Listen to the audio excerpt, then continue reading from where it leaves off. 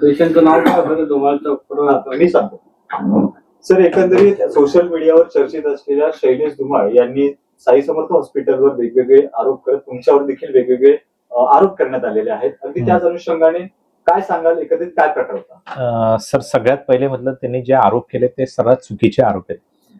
कारण पेशंटची ट्रीटमेंट जी आहे ना ती डॉक्टर एमडी फिजिशियन जे आहेत आपल्याकडे, डॉक्टर तेजस्विनी आणि डॉक्टर ऋषभ त्यांनी केले, आणि न्यूरो फिजिशियन.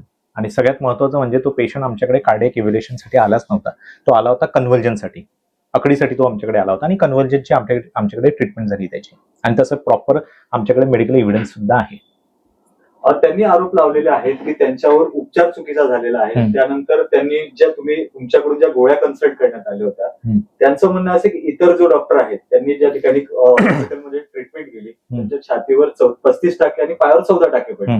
या सगळ्या गोष्टीनंतर त्यांनी 8 लाख रुपये देखील खर्च केला असं त्यांचं म्हणणं आहे. परंतु एक मिनिट आहे, त्यांचं ते झाल्यानंतर त्यांनी असं म्हणलं की याच्या आधीच्या तुमच्या ज्या हॉस्पिटलमध्ये ट्रीटमेंट ही योग्य झाली नाही.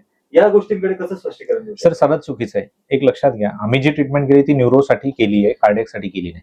त्यावेळेस कार्डियक इव्हॅल्युएशनसाठी आम्ही वारंवार त्याला सांगितलं होतं की बाबा तुझा 2D इको आणि कार्डियक एन्झाईम कर, परंतु तो डेली बेसिसवर माझ्या प्रत्येक ड्युटीमध्ये म्हणजे मॉर्निंग इव्हिनिंग नाईटमध्ये प्रत्येक वेळेस त्याने अवॉइड केलं. आणि तसं आमच्याकडे लेखी सुद्धा त्याचा आहे, स्टेटमेंट सुद्धा आहे की आम्हाला कार्डियक कोणतंही इव्हॅल्युएशन करायचं नाही. तरी सुद्धा त्याच्या ईसीजी मध्ये बदल असताना सुद्धा आम्ही त्याला वारंवार सांगितलं. परंतु मला जर छातीत दुखतच नाहीये तर मला तुम्ही ट्रीटमेंट का देतायत, माझा अननेसरी खर्च का वाढवतायत, असं त्यांचं? येस. आणि तो क्रोनिक अल्कोहोलिक आहे सर. माझ्याकडे सायकॅट्रिस्टला हिस्ट्री देताना त्यांनी लिहिलंय, आणि त्यांच्या हिस्ट्रीमध्येही त्यांनी लिहिलंय, डॉक्टर राहुल भातांबरे म्हणून आहेत, त्यांनी सुद्धा लिहिलंय त्यांच्या सायकॅट्रिस्ट, तो डेली बेसिसवर अल्कोहोल घेतोय. ज्यावेळी डॉक्टर तुम्ही त्यांना डिस्चार्ज केले काय सल्ला दिला होता का? ऑब्व्हियसली दिला होता.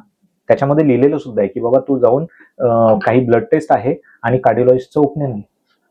सर, यामध्ये आणखीन एक येत आहे की ईसीजीच्या टेस्टच्या रिपोर्टमध्ये जे रिपोर्ट तुम्ही सादर केलेत आणि जे इतर डॉक्टरांकडे जे गेले त्यामध्ये तफावत आढळून आली, या संदर्भात काय सांगा? सर, जनरली काय होतं, ईसीजी म्हणजे एक ईसीजी बद्दल जर बोलायचं म्हटलं तर ईसीजी कधीही आता जो चेंजेस आहे तो 1 तासानंतर राहील असं नाही ना, बिलकुल नाही. ईसीजी मध्ये कधीही म्हणजे कोणत्याही क्षणी चेंजेस होऊ शकतात कार्डियक अरेस्टमध्ये, आणि पेशंटला ऑलरेडी आम्ही सांगितलं होतं की बाबा तुझं कार्डियक प्रोफाईल करणं फार गरजेचं आहे आणि तो महत्वाचा आहे. पेशंट आणि त्याच्यासोबतचे नातेवाईक पेशंट सोबत जे होते, तर आपल्या हॉस्पिटलच्या माध्यमातून, मॅनेजमेंटच्या माध्यमातून किंवा डॉक्टरच्या माध्यमातून कशा प्रकारचं समुपदेशन? सर, सगळ्यात महत्वाचं म्हणजे हॉस्पिटल मॅनेजमेंट कोणत्याही लाईन ऑफ ट्रीटमेंटमध्ये इंटरफेअर करत नाही. कारण करतात इंटरफेअर कोण? फक्त ट्रीटिंग डॉक्टर, आणि ट्रीटिंग डॉक्टरने त्यांना पूर्णपणे व्यवस्थित काउन्सिलिंग केली होती. असं आहे. सर, डिस्चार्जच्या पूर्वी नेमके काय काय गोष्टींकडे लक्ष देण्यात आलं जेणेकरून या सगळ्या गोष्टी जे तुमच्यावर आरोप करतात ते तुम्ही अगदी सोप्या पद्धतीने टाळू शकता? नाही, सगळ्यात महत्वाचं सगळ्या गोष्टी त्याला काउन्सिलिंग केलेल्या आहेत. त्याच्या कार्डियक बद्दल केलंय, त्याच्या न्यूरो बद्दल केलंय, त्याचं आम्ही इव्हन सायकॅट्रिस्ट ओपिनियन सुद्धा घेतलंय. का तर तो कंटिन्यू इथे या ठिकाणी ज्या पद्धतीत त्याची 2 ते 3 दिवसांमध्ये वागणूक होती ती फार इरिलिव्हंट होती. लक्षात, त्यांचं आणि त्यांच्या फॅमिलीमध्येही एकजूट नव्हती, आणि ते म्हणजे अननेसेसरी वादविवाद करत होते, आम्हाला डिस्चार्ज द्या. आता आम्ही एक सर्टन लेवल पर्यंत काउन्सिलिंग करू शकतो, आम्ही म्हणजे आम्ही समजू शकतो एखाद्या पेशंटला, आम्ही बळजबरी नाही करू शकत.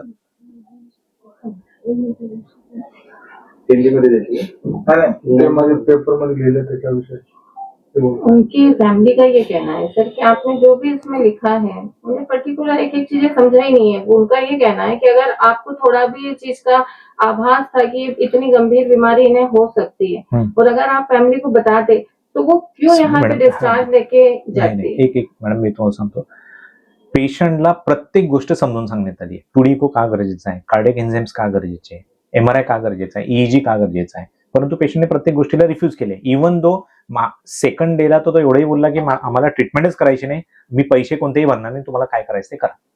पेशंटला अनेक आजार असल्याचे आपल्या हो, डे 1 लाच काउन्सिलिंग केली होती त्याला, आणि त्या एका आजारावरती फक्त त्याने ट्रीटमेंटचा फोकस केला, इतर आजार टाळले. आणि हे गंभीर परिणाम नंतर त्याला दिसणारच ना की कोणतीही गोष्ट साधी नाहीये. आम्ही त्याला प्रॉपरली इव्हन त्याला आम्ही ऑन ऍडमिशन ह्या सगळ्या गोष्टी समजून सांगितल्या, वारंवार प्रत्येक ड्युटीमध्ये समजून सांगितल्या, माझ्या ड्युटी डॉक्टरांनी समजून सांगितल्या, न्यूरोने पण समजून सांगितल्या आणि कार्डियकने पण समजून सांगितले. पण जर पेशंट रिफ्युजच करतोय प्रत्येक गोष्टीला तर आम्ही बळजबरी नाही करू शकत ना. इव्हन तो डिस्चार्ज झाला प्रॉपर अनइव्हेंटफुल डिस्चार्ज झालाय. अनइव्हेंटफुल म्हणजे कोणत्याही प्रॉपरची कितने डॉक्टरों से उसको कंसल्ट करवाया?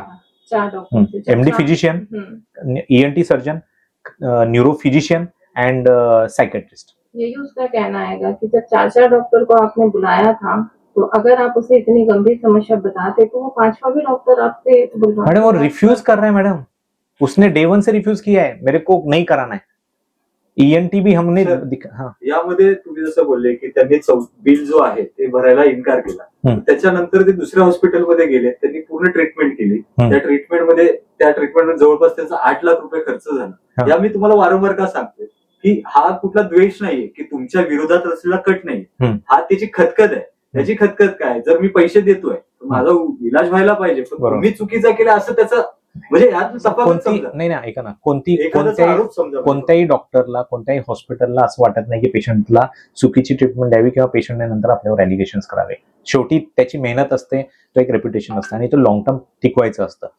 पेशंट त्यावेळेस काय बोलतो आणि आम्ही त्यावेळेस काय ऍक्शन घेतो त्याच्यावर डिपेंड आहे। त्यावेळेस जर त्याने सगळ्या गोष्टी रिफ्यूज केल्या आहे तर मग शेवटी त्याला पर्याय नाहीये, अशी गोष्ट आहे। ट्रीटमेंटला सहकार्य न करणं आणि नंतर आरोप करणं याकडे या प्रकारची केसेस आहे। तुम्ही कसं पाहताय सगळ्या गोष्टी? सर मी एक तुम्हाला सांगू का, ही सर्वच माझ्याकडे त्याचे कन्सेंट्स आहे, माझ्याकडे त्याचे एव्हिडन्स आहे, माझ्याकडे ऑन पेपर सगळ्या गोष्टी मेन्शन केल्या। बरं एक नाही, प्रत्येक डॉक्टरने मेन्शन केलंय। मी कायदेशीर याच्याने जाणारच आहे आणि तो जे काय एलिगेशन करतोय ते 100% चुकीचे।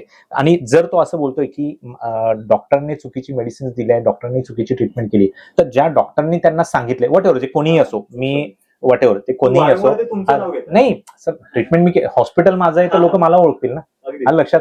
पण या ठिकाणी ट्रीटमेंट मी केलीच नाहीये। मी त्याला 18 तारखेला रात्री पहिल्यांदा भेटलो, 17 तारखेला तो ऍडमिट झाला होता, ठीक आहे।